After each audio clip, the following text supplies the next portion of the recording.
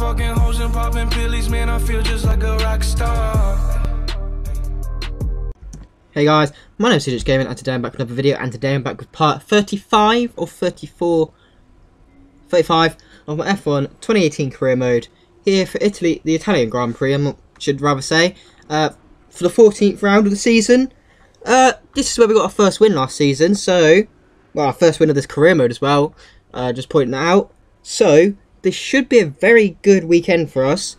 If we could win when our car was like mid-pack, when it's the best of the best, or like as long as we get a good start and get ahead of our teammate, we're doing it. We should win this race. But anyway, let's go to practice. So we get some resource points to upgrade the car a little bit more. So it's time for practice for the Italian Grand Prix.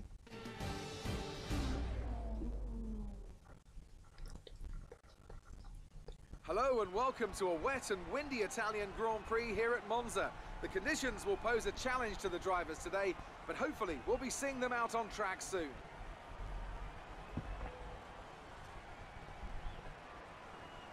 And I tell you what, Anthony Davidson, I think we're going to have some fairly anxious drivers in the cars today, as the conditions have not been kind at all for today's session. Well sat in the garage, maybe, I suppose. I mean, you'd always rather a nice dry circuit to run on, but as soon as you venture out onto the track, then any lingering nerves get left behind. The moment you start to become anxious in these cars, you tend to tighten up and become too digital in your inputs. This can not only cost you lap time, but also, if you're unlucky, send you on a one-way trip to the wall. Theory and practice, as you know, as I say at every single video, just getting our resource points up, as you do. Not really, like, that was a close save, that one. But yeah, we do end the session. Well, we skipped ahead on the session, I mean. But look, that's a weird glitch from Magnussen there. He just, like, turned around the second Lesmo, sorry, and just stopped randomly. But we do get our resource points for all the things we do. And we are going to go fastest by 2 seconds, but that's because we're on the super soft tyres. And Perez was only on the soft tyres, so that's a tyre compound. Only this weekend there's not like a big gap. There's not like 2 compounds difference. It's only 1, so these like times are more representable, and the soft tyres aren't as fast as like China say. Like they got the ultra softs, and then it goes to the bloody softs. So yeah, weird for China there. But anyway, we got 165 resource points for that session. But yeah. That is going to give us quite a good amount of resource points, to be honest. We do get some for practice 1, but it's time for quali for the Italian Grand Prix.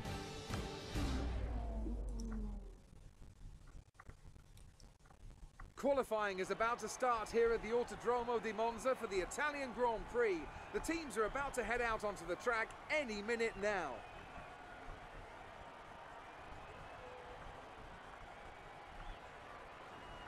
Now then, Anthony Davidson, you're not getting any younger, but you have been involved in your fair share of qualifying sessions in an illustrious 30-year career.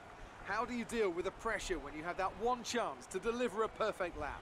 It's not so much about dealing with the pressure, it's more about how you approach the risk, and just how much of it are you willing to take. You're constantly balancing the car on the edge of grip from braking, cornering and traction, and over the course of a lap, it's easy to get that balance wrong, and that's why achieving the perfect lap is almost impossible. As you say, I've been doing this 30 years now, and it never gets any easier. So here we are in quali, setting our first lap time. It's going to be a 1:19. I can't even read that. 1:19.8. I'm pretty sure it says. Fast, quite a lot faster than the rest of the grid. But yeah, at Q1 we are safely through. The retirement, well, the people knocked out are Alonso, Sorokin, Ericsson, Van Dorn, and Hartley. So Lance Stroll actually managed to get through into Q2. So that's pretty good for the Canadian. But let's see if he gets into Q3. I doubt it will, because Monza actually does suit the Williams quite a lot. Like 2017 definitely showed it off the most. As they not got on the front row, I think. Was it front row or third? It was either pole or third. I can't remember the Lance Stroll got. But anyway, Q3. Bottas sets to 54.4 in the first sector. And we're 7/10 faster than that, so that is pretty decent. As we cut the corner there, going into Ascari. Getting held up by Magnussen. Get out the fucking way. Bloody hell. As Ricciardo does go fast, but up to the line. We're going to go even faster with a 1:19 something or other. I think this is a 1:19.6, nearly 7 basically. And we are fastest again, but Verstappen's out of this qualifying session, which is a bit of a shock. So is Magnussen, Grosjean, Gasly, as well as Stroll, who finally goes out in his Williams. Can't believe Verstappen got knocked out there, but We set our original run in qualifying. We set a 1:18. I'm pretty sure it says 8. I don't actually know what it said. But we got 3 seconds. With 3 seconds to go, we managed to cross the line. Start final lap. We are still first and provisional pole right now. But I don't know where Perez is. Perez is on the lap, so he could still improve as we gain a little bit of time through the first sector there, but we first 2 corners, as we lose it on the exit though, which is a bit unfortunate. Still first as Perez is now coming around Parabolica as we go around Curva Grande. Someone's in the pits. I think it's Vettel in the pits, so he's going to at least be third. Perez comes up the line. Perez doesn't improve, so we are definitely on pole position for the Italian Grand Prix. But we're going to finish this lap no matter what, as we go through Lesmo 1 and now Lesmo 2. Still down on our time, but we did have a really bad run through Ascari on our first run, so maybe we can improve and gain some time through there. Yeah, might have to pick a cheeky corner cut as we go there. A little bit of a corner cut there. That's where we gain all the time. Going on the curb. Don't go on the curb on the exit because it gives you like a little bit less momentum. And then if you had the traction, just going down the bloody long straight here. I don't know what this straight's called. Heading up to Parabolica. We had provisional pole and definitely on pole position unless we take a penalty. Flat out nearly. We lift off a little bit of brakes, and then we back on the power as early as we can. Out to the line. Going the shortest run. And we go and set a purple lap time. And that just confirmed. So we definitely are on the pace this weekend. Don't know how what time I set to start off with. Well, in that lap, that thing. 1:18.3. That is 2 seconds faster than our teammate. Wow, what a lap. Jesus Christ. Like, if we're 2 seconds faster than our teammate, when he normally, sometimes he can beat me. That you can't deny, that is a pretty good lap. Unless the AI is just awful around this track, I don't know. Probably because of that corner cut as well as the Ascari. That probably gained me a little bit of time over the AI no matter what. But anyway, we do get a pretty decent amount of resource points here. And yeah, we might be able to get a powertrain upgrade. Maybe, unless we save them for, as we get 708 resource points now. We might save them for a brake upgrade for the chassis. Which is, I guess we're in need of.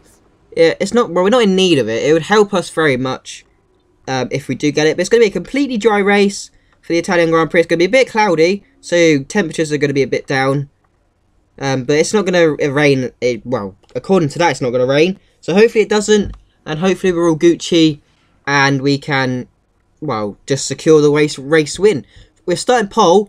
All we need to do is not lose positions on this opening couple of laps. If we can break DRS, as well as, well, staying first to start off with, off the line. Because recently we've had really bad starts off the line here in it, well, this season. Especially this second season, as I've been trying to use the harder tyre to get away. Yeah, it's not really giving us the best of starts, to be honest. But it does help us in strategy. In the long run, it is better. So we're probably going to stick with that throughout the career mode and throughout the rest of the seasons. We've got a couple. I don't know how many we've got left. Are we going to purchase that? I think we're tempted in purchasing that powertrain upgrade. But I think we'll save it for at least after the race. And speaking of which, let's go into the Italian Grand Prix.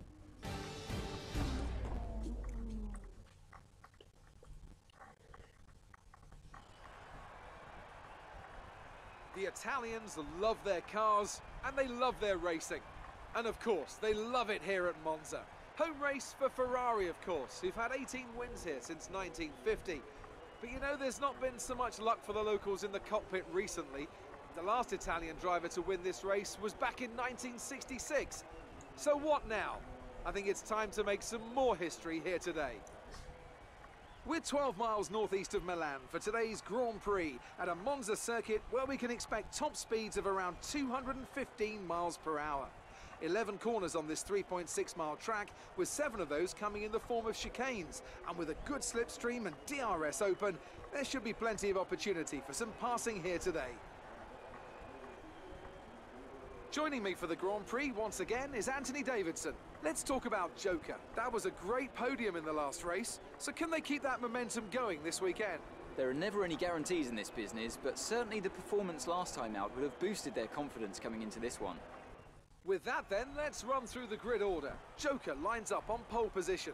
edging out Sergio Perez, who lines up P2. Looking down the rest of the grid, we have Vettel, Bottas, Daniel Ricciardo, and Hamilton, Raikkonen, Leclerc, Sainz, and Max Verstappen, Magnussen, Grosjean, Pierre Gasly, and Stroll, Alonso, Sirotkin, Marcus Ericsson, and Stoffel van Dorn, Hulkenberg. They'll be starting further back after an earlier grid penalty, and Brendan Hartley rounds off the grid. And with lights out just moments away, it's time to go down to the track. Okay, here we go. So we are sat on the grid ahead of the Italian Grand Prix, and as you can see there, it's definitely going to be a one-stop strategy. The super softs to the mediums. Not sure what the strategy the AI are on. They're all on the super softs as well. At least the top 5 are our main competitors, and well, we only really have one competitor this Grand Prix, and that's our teammate. So as long as we can, like, I don't know, as long as we beat him, then that's fine. He is going to be on. He's starting on the super softs. He might do the 2-stop with the super soft softs or super softs. He might use 2 sets of super softs and 1 set of softs, or he might do the same strategy as us and go super soft, mediums. Hopefully he does the 2-stop. That'll make our life a lot more easier. Because if he's on the super softs while we're on the mediums, he is going to have so much more pace than us. So yeah, hopefully he does a 2-stop. That would be ideal for our race. If he doesn't, we just have to beat him outright on pace, won't we? But let's we line up on the grid at the Italian Grand Prix. We got 1, 2, 3, 4, 5 lights ahead in front of the Tifosi. Lights out, and away we go. We've had an awful start. Pulling all the way to the right, blocking off our teammate. He's going to go to our outside. We're going 4 wide into turn 1. There's 5 of us going into turn 1. Basically side by side. We've bulldozed up the inside, go 4 wide for the first 2 couple of corners. One of the Ferraris got absolutely gangbanged. Kevin Magnussen's now been disqualified for some reason. He's stuck on the grid. Not sure what's going on there. And the safety car has been deployed. We've managed to get through the first couple of corners first.